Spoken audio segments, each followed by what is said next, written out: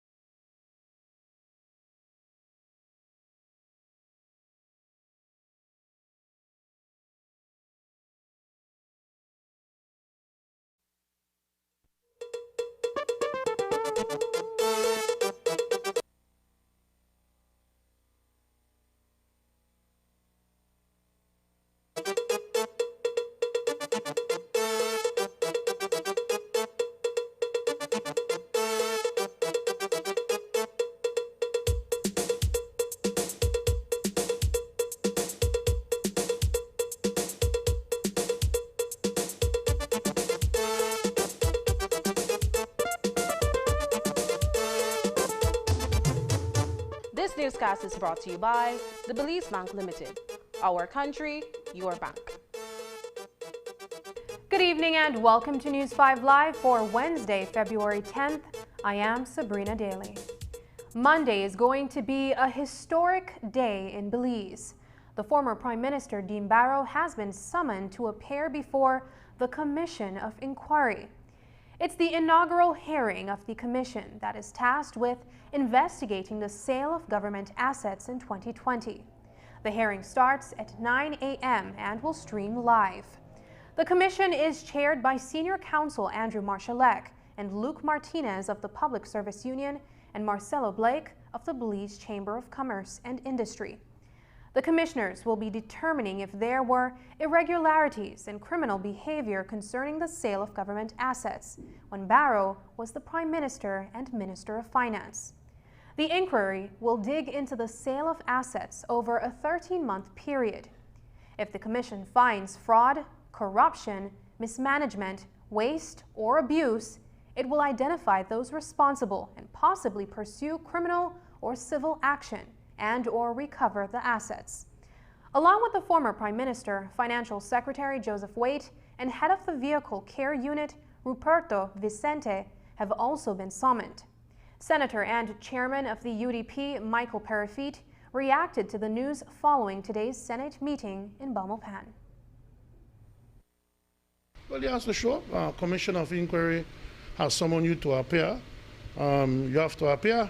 He will appear. And I am sure that they will probably be sorry they asked him to appear.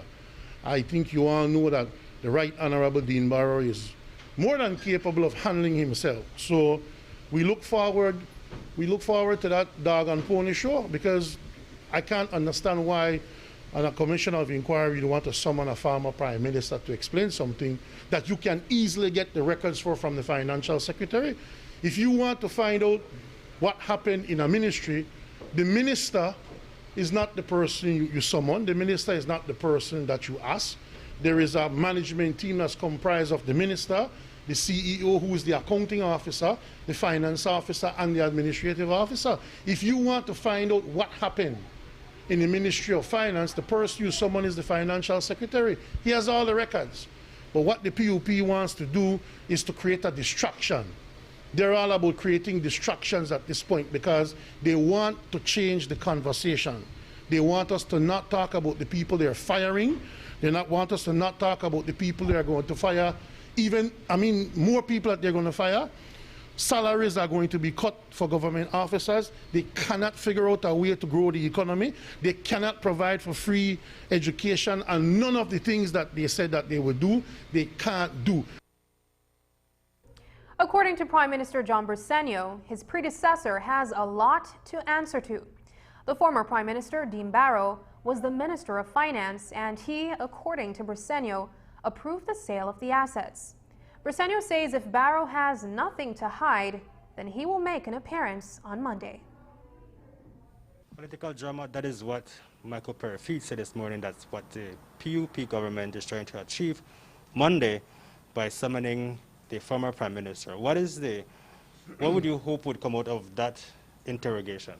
Well, I don't think it's a matter of political drama. He was the Minister of Finance, and in many instances, he was the one that had to approve the sell-off of these assets. They pretty much at giveaway prices. So he's the one that approved it. So obviously he has to go. I'm sorry? Do you think he will show? Well, I hope he'll show. He'll show up. What is he afraid for? If he didn't do anything wrong, then he should show up.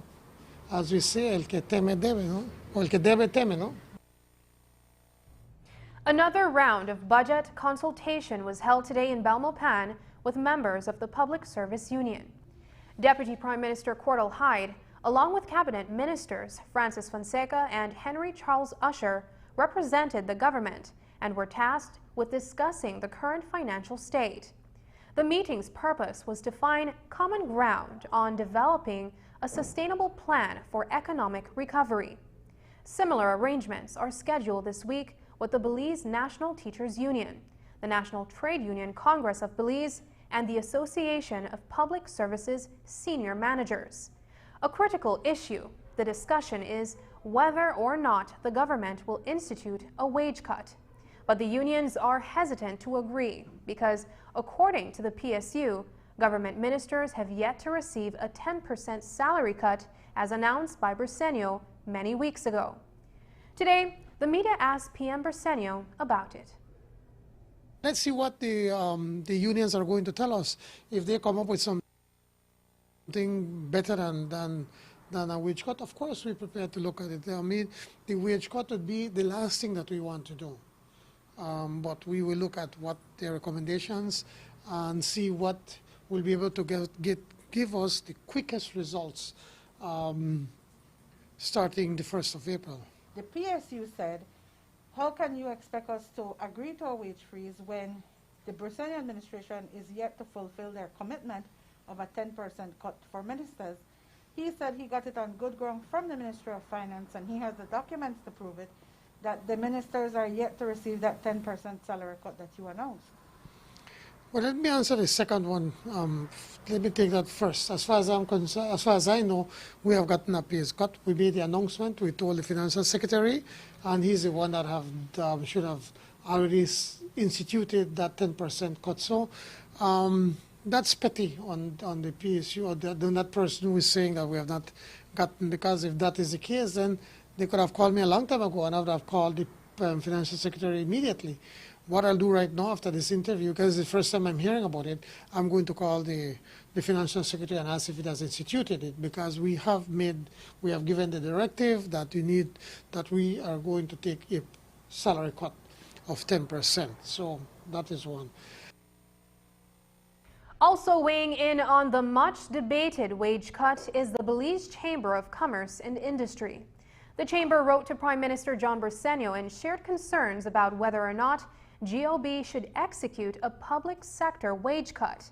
In the letter, the chamber recommends that if the government decides to implement a wage cut, they should consider how to ensure that those on lower pay scales are equally affected as those at the higher scales.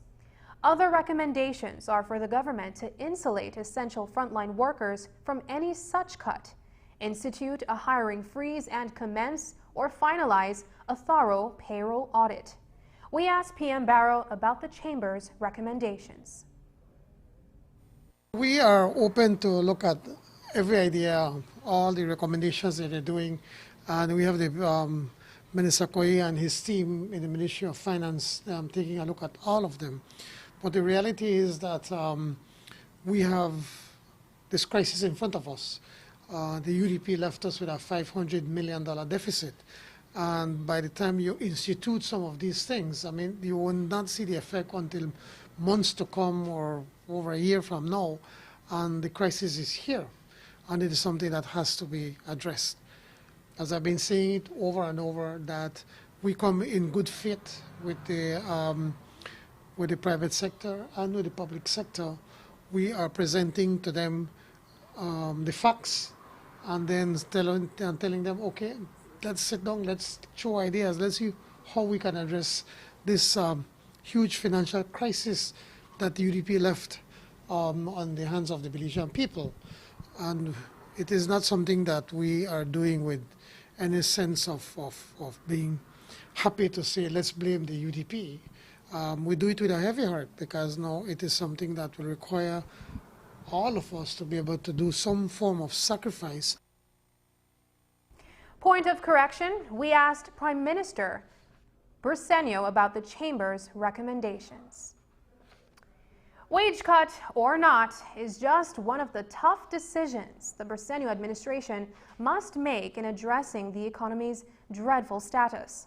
Briceño and his party have continuously blamed the past UDP government for the state of the economy. Well, today, Senator and UDP Chairman Michael Perifit told the media that the PUP inherited a healthy economy. That the United Democratic Party has never left a broke government for the PUP. History has shown that the PUP has always left a broke government for the UDP. Add to that the fact that before they were elected, they claimed that it was such an easy job to do. They claimed that all you have to do is snap this, snap that, and crime would go down, and business would be booming, and people would be living in this great euphoric state. That's what they said. They promised the world. They claimed that they could fix it in 1 week. They claimed that they could fix it right away. All it shows is that they have no plan. It's almost as if though they didn't expect to be elected, or not they're elected, they're frightened. They can try to blame the UDP all they want, because they're still finding millions to buy vehicles. They're still finding millions to do roads. They're still coming with appropriation bills to the House and the Senate for millions that they need and millions that they will get. So What do you mean that the government is broke? That is absolute nonsense. I have to take the words of Syed Musa, and don't let them tell you the government is broke. The government is not broke. The taxes are performing, aren't they? So they inherited a healthy economy. And indeed, the past Prime Minister told them that whoever took over would be facing a tough situation and decisions will have to be made. It seems as if though they are not ready for those decisions. Briceño did not mince any words in responding to Senator Parafit's comments.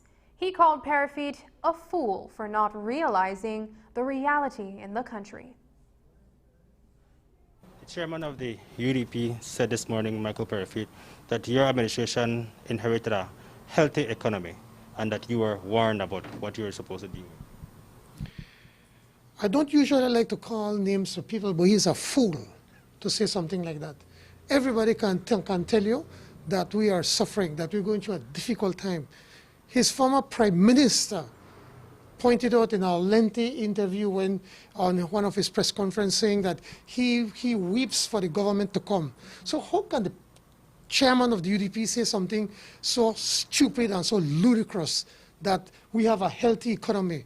Doesn't he walk? Well, I don't think he can walk the streets, but if he would only look around and see how people are living, he would understand that there's a financial crisis, there's an economic crisis, that people are suffering. Even his minister, the representative of Albert in the House on Friday said that she was visiting the people in her constituency and saying that things are really, really bad. So what planet is this man living in? What, he wants so much attention that he says things like that because he really make a fool of himself. And I really don't like talking about people like that. But how dare him say something like that? How dare him? Roaring Creek resident Arita Vanzi died in a fatal car crash on the Stand Creek Valley Road. The 3 other persons traveling in the vehicle received various injuries and lived to tell the tale. The group was traveling from Belmopan to Dangriga when the driver lost control of the vehicle. The car ran off the road and into a culvert. News 5's Dwayne Moody reports. Just after 8 o'clock on Tuesday night, there was a fatal road traffic accident in Dangriga, which claimed the life of Arita Vanzi, a 26-year-old pawn shop employee from Roaring Creek Village. Vanzi was one of 4 persons traveling in a Chevy Impala car when the driver, Customs Officer Dion Castillo, lost control of the vehicle and ran into a ditch, hitting a culvert. Vanzi died while receiving treatment at the Southern Regional Hospital. The first person that got the news was my son. He lives in Dangriga. Arita had left from home with some friends to go to Dangriga, and so he received the news first that she was involved in an accident. We were not aware as to the extent of the or the seriousness of the accident. He proceeded to the Southern Regional Hospital, and from there got more information and immediately called me. I was at that time at work in Placencia, and so he told me that Arita was in an accident, and she might have had some internal injuries and needed some blood donation. I, being a blood donor myself, I contacted my boss and made arrangement to take off to Dangriga to see what I could have done to assist her. I reached the hospital, and then I received the shocking, really, really traumatic news that Arita had passed. I could not believe it. I thought that maybe there was something, I could have done, or maybe I could have still go and talk to the doctor and see what we could have done, but she had already passed. She was gone already. The incident occurred near mile 3 on the Hummingbird Highway in Dangriga. Residents in the area heard the loud bang. They ran out to see an extensively damaged vehicle, which was also on fire. One eyewitness, who was among those who rendered assistance, recounted what she saw. And I hear this big noise. I may think that when I go to Plum office, both they drop. So I run out and say, but when I say, and were crashed by the cobalt. So I run to the scene, and I reached there. The car made up on flame, had fire, right? So the neighbors, they hurry got water and they dash on the car, they off the flame. Then start to go the persons, all the 3 persons being in the car. The driver was already out.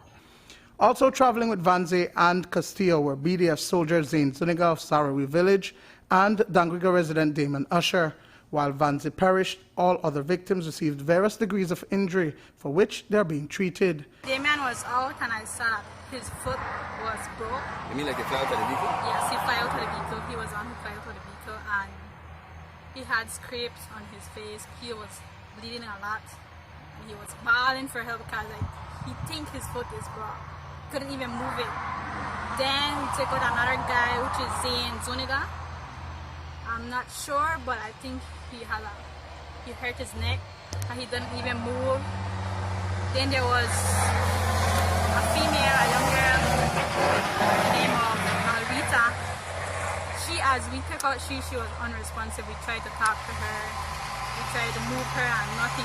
Harry Vanzi says that it was very common for Arita to travel to Dangriga to visit with relatives who lived there, devastated by the loss of his daughter, but trying to stay strong for the family. He recounts her personality. Absolutely impossible to know Arita and not know the kind of personality that she had, always having this big smile on her face, always laughing. She had this weird laugh that really captured everybody and fascinated, and it was a one-of-a-kind, unique laugh that anybody that knows her absolutely know what I'm talking about. She was definitely loved by everyone, extremely mannerly and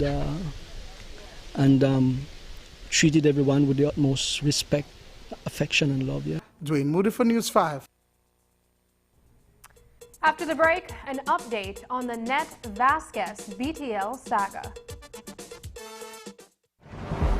Contraband is illegal importation of fruits and vegetables or any commodities entering the country from an illegal port of entry.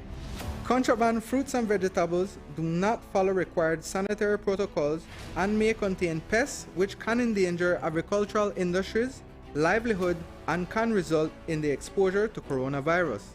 When purchasing these goods, you place yourselves and the lives of your loved ones at great risk. We advise the public to report any illicit activities to the nearest customs or Baja office. The Belize Marketing and Development Corporation, the Belize Agriculture Health Authority, and Customs Department encourage you to say no to contraband and buy local.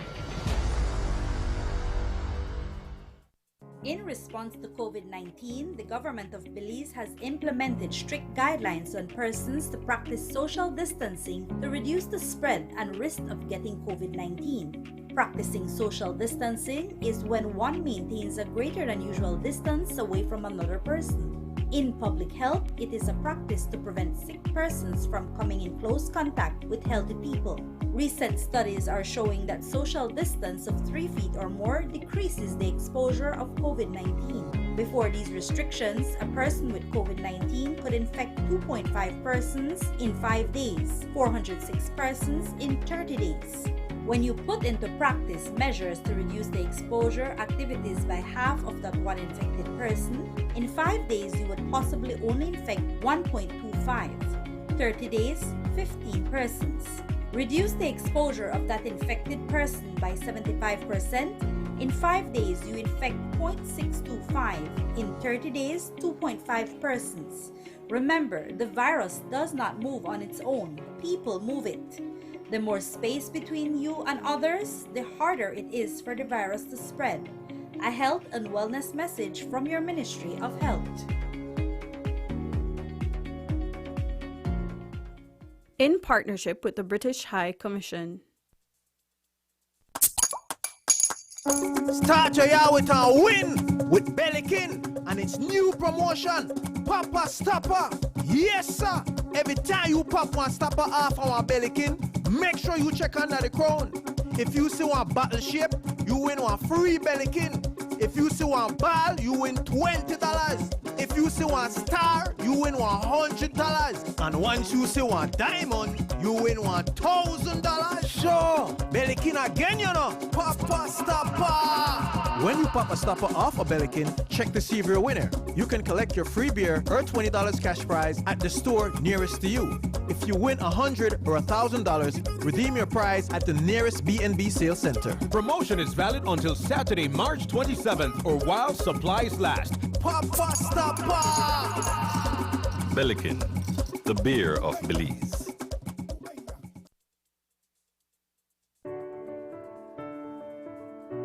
Todos estamos en riesgo de contraer la COVID-19, por lo que es importante reconocer rápidamente los signos y síntomas de la infección. Los síntomas más comunes son fiebre, tos seca y cansancio o fatiga. Algunas personas también pueden tener dolor de garganta, dolores y molestias, congestión nasal o diarrea. Pero algunas personas también han reportado conjuntivitis, dolor de cabeza, pérdida de sabor u olor, sarpullido en la piel o un cambio en el color de los dedos de las manos o los pies. Los signos de alarma de emergencia que requieren atención médica inmediata son dificultad extrema para respirar, dolor constante y severo o presión en el pecho, confusión, dificultad para hablar o moverse, labios, rostro, dedos de las manos o de los pies azulados. Para mayor información, llame al 0800-664-2273. Protejamos nuestra salud. The Senate met today in Belmopan, and the session ended in less than an hour. It was an unusually short Senate meeting, and that's because there wasn't much debate. The majority of the senators agreed to defer the second reading of 3 bills brought forward from the House of Representatives. Those 3 bills are the Central Bank of Belize Amendment Bill, the Finance and Audit Reform Amendment Bill, and the Public Contracts Commission Bill. Lead opposition Senator Michael Parafit says he was disappointed that he could not debate the bills today. Yeah, I'm kind of disappointed. I got hyped up for nothing. I like, you get ready for a game, and then the man say we are postpone the game. We're always ready, you know. We always ready. We take the motto of the Coast Guard, you know. We're ready for anything. So. What are some of the key points you would have debated today? What are some of the key points you would have debated today?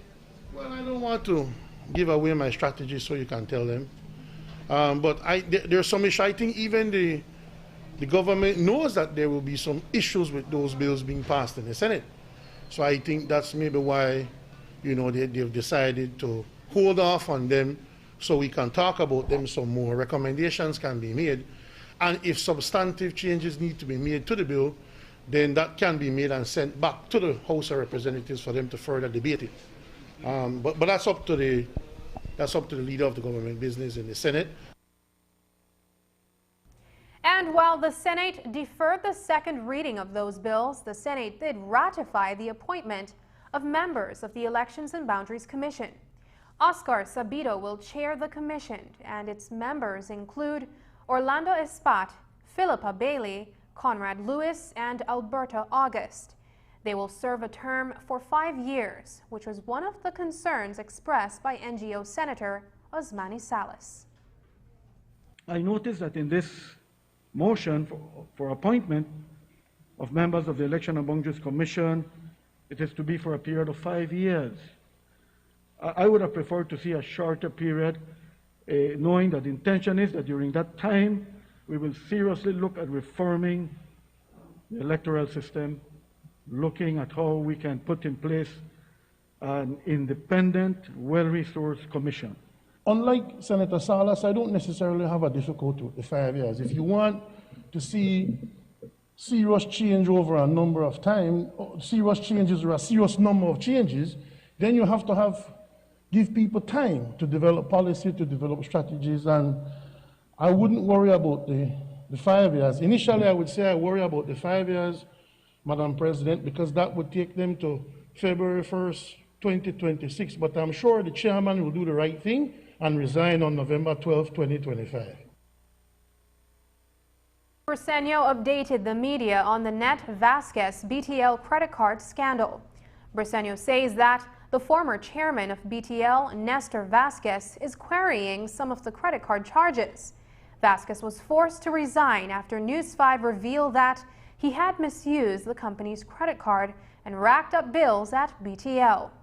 Vasquez has hired attorney Esteban Pereira to challenge some of the charges for the period 2016 to 2020. The bill is more than $800,000, and the public was under the impression that Vasquez had paid what he owed as they were calling for him to be criminally charged. With the issue of Ned Vasquez, as I'm told that his lawyer now is asking for some receipts on all of these payments, and it is a lot of charges. So obviously, it seems that they're just trying to frustrate the system or to extend the time from when they will have to pay. But we do understand. I would like to put it. I would like everyone to know that that whatever is owed to BTL will be paid. It has to be paid back.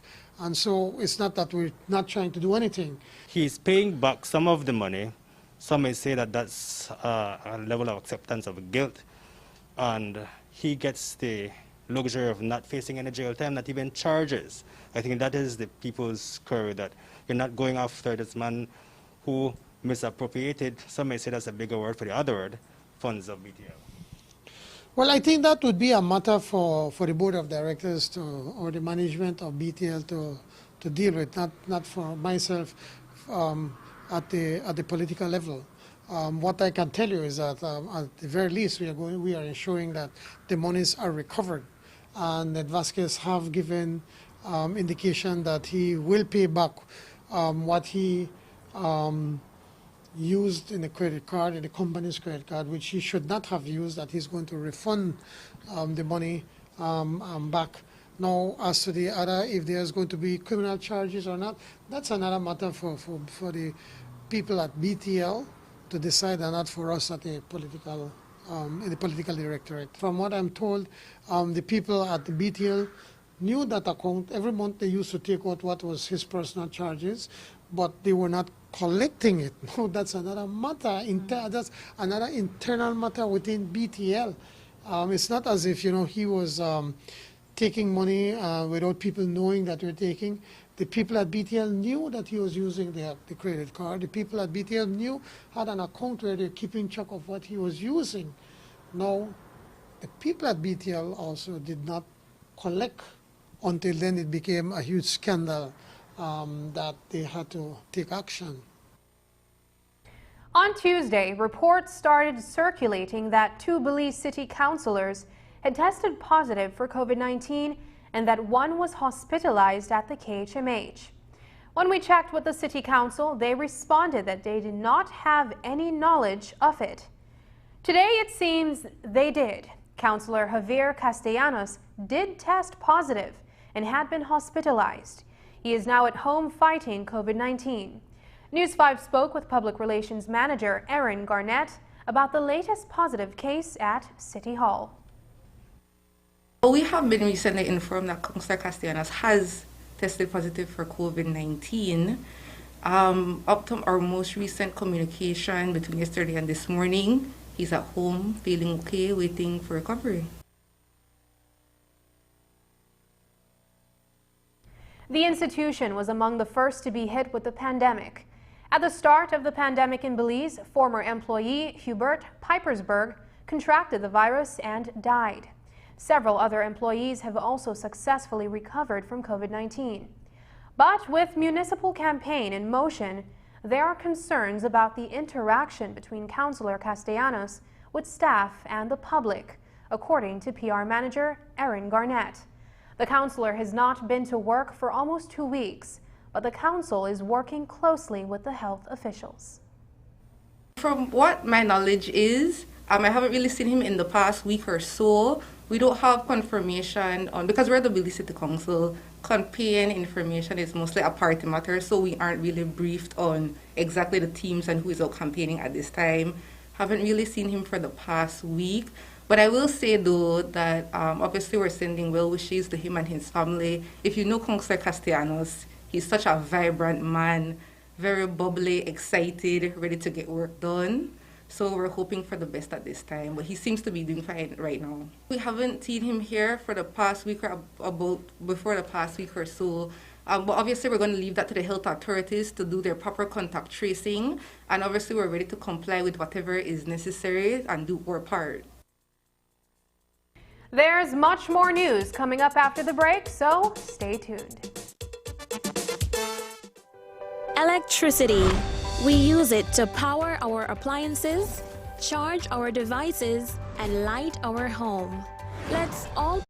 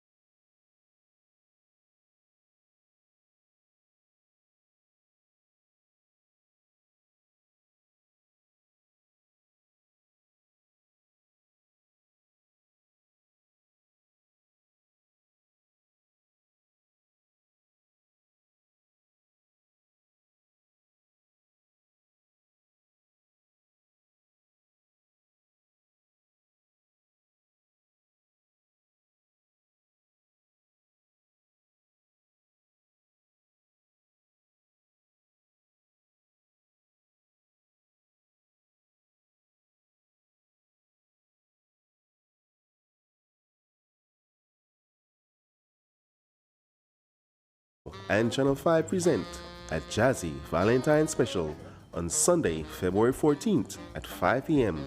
right here on Channel 5, featuring finalists from this year's ensemble, solo instrumental and vocal competitions with accompaniment by Omalewa Osayan Band and special guest performances by international judges. So on this Valentine's Day, spend the evening with your loved ones, enjoying melodious jazz music by musicians from far and near. Make it a date this Sunday, 5 p.m. right here on Channel 5 and streamed on our Facebook pages. 1 month after he was hired, the Sugarcane Production Committee manager was fired. On Tuesday night, Naim Kal was given his walking papers, terminated on the spot. The SCPC, according to some in the industry, plays an essential role between the mill and sugarcane. What's important to note is that Kal was named manager when his predecessor was also terminated instantly at the end of December. As it relates to Kal's firing, there were reports that the police were called in last night. But when we spoke with the chair of the Sugarcane Industry Control Board, Marcos Osario, he denied police involvement and said that the matter was handled peacefully. It is unclear what led to the latest firing, as the man who did the termination will not reveal the reason. Here's what he told reporter Andrea Polanco about the termination. What is true is the termination of the manager of the SCPC. That is true. But in terms of police involvement, no, absolutely not true. It was a smooth process. The manager had no resistance. He returned all assets belonging to the SCPC. And I think we had a very cordial discussion in terms of the reasons for his termination. Is this some sudden decision that was made? Of course, yes. Actually, the manager I had called the manager to report to the office from around 9 in the morning, and right through the day he kept saying he was too busy, very busy, and then by 5 o'clock he had told me I am unable to make it to the office. So I decided to take a visit to the ticket booth of the SCPC, and there I found him, and I told him, well, a decision has been made, and I need to proceed with the implementation of the decision. Who makes such a decision to terminate the SCPC manager? Because from what I was made to understand, this person would usually be appointed or hired or selected by the members, but we're hearing that perhaps some government arm or someone from the government may have been involved in the hiring. So is someone from the government also involved in the firing? Well, I cannot speak about that. It's an internal decision. I will not speak about the reason or who terminated or who did not terminate. Okay. In terms of the decision, that's a decision made, and that's an internal matter. When you say a decision, internal decision made, Mr. Osorio, just kindly oblige me. Are you saying a decision by the SCPC members who made that decision, or was that a decision of yours? A decision of mine, if that satisfies an answer.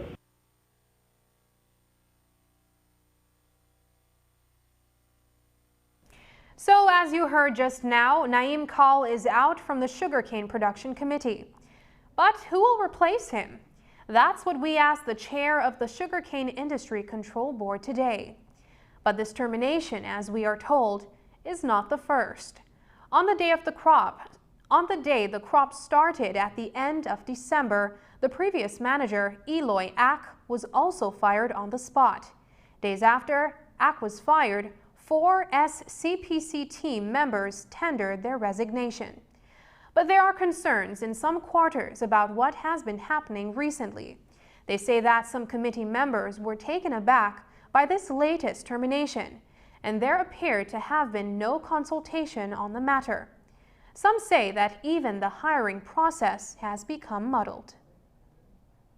Has a replacement been identified for Mr. Kal?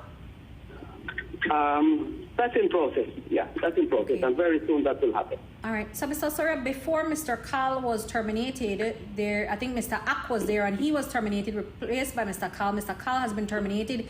Is this an indication that there is a larger issue there in terms of that post and what takes place? Well, I think there have always been issues. It is a critical post, yes, indeed, but it is critical, especially we need a very strong minded person that can operate on his own, make critical decisions, not allowing to be manipulated. And when these things happen of manipulation and control by one or two quarters, there needs to be a decision.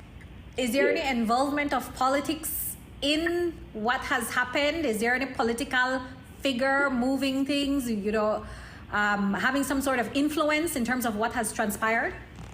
I will say no, because maybe there could have been political recommendation for the post, but thereafter, as we have discussed at the beginning, it is the person that needs to ensure to retain the job.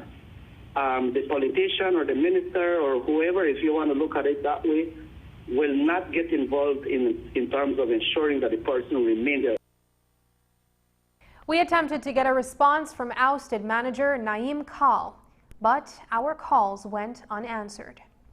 When we come back, a little girl is missing in Melchor, and border communities join in the search.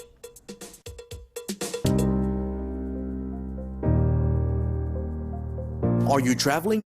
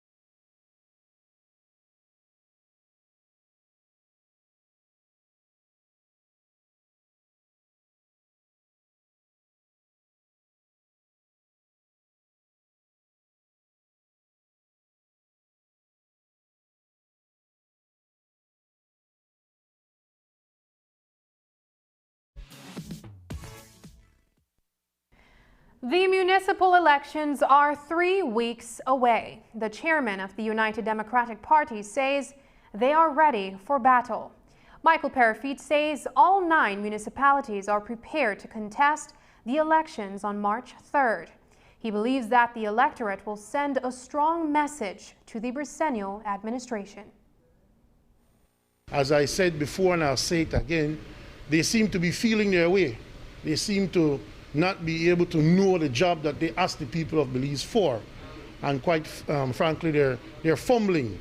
And I think that on March 3rd, the people will send a message to Belmopan and let them know that even though we voted for you overwhelmingly on November 11th of last year, we are prepared to let you know that we're not happy. And that's the message we're getting from the people, and that's what we expect to happen on March 3rd. A team of residents from Benca Viejo del Carmen and Socots carried out a search and rescue effort inside the Belize-Guatemala border. The search started this morning after local news outlets in Melchor shared that an 8-year-old girl went missing late Tuesday evening. They reported that the child's clothing and bicycle were found in some bushes, and Guatemalan residents made online appeals for Belizeans living along the border to search for the child. Well, that story ended tragically for Sharon Jasmine Figueroa Ariaza when she was found dead somewhere inside Guatemalan territory earlier this afternoon. Before the body was found, Said Badi Guerra and a group of Belizeans were on the ground searching for the child. He told us why he felt it was important to join the cause. The people in Melchor have been looking around, searching all over the place. The community got up and they all, even late at night. And so in solidarity with them, because of the good relations that we have, Benque Melchor, in solidarity with them, we decided to do also a rescue search here, a search and rescue, sorry, in Benque. It is led by Mr. Miguel Guerra and then his group of neighbors. But it started by that. But then we all joined in, and we have a lot of people coming out right now, all along the river on our side of the border. Is there any suspicion that the girl is in Belize, or is she lost? What are the circumstances? Nobody knows the whereabouts. She just disappeared, and so the people, they have, on the Guatemalan side, they have arranged a group of searchers along the river on their side, and so we are doing it on our side. You see, in the past, that is what we used to do. When the first fires or something, we joined together, and we used to do it on our side, and they used to do it on their side, you know. Still helping each other. We never know what will happen, you know. Today it's them, tomorrow it might be us. Guerra told us that there are reports of a total of 3 missing children in Melchor. The team had intended to search up to Arenal along the border. The girl was found dead a few hours after we spoke with Guerra. A hotel that's actually doing well this quarter. We'll have that story when we come back. So, it's just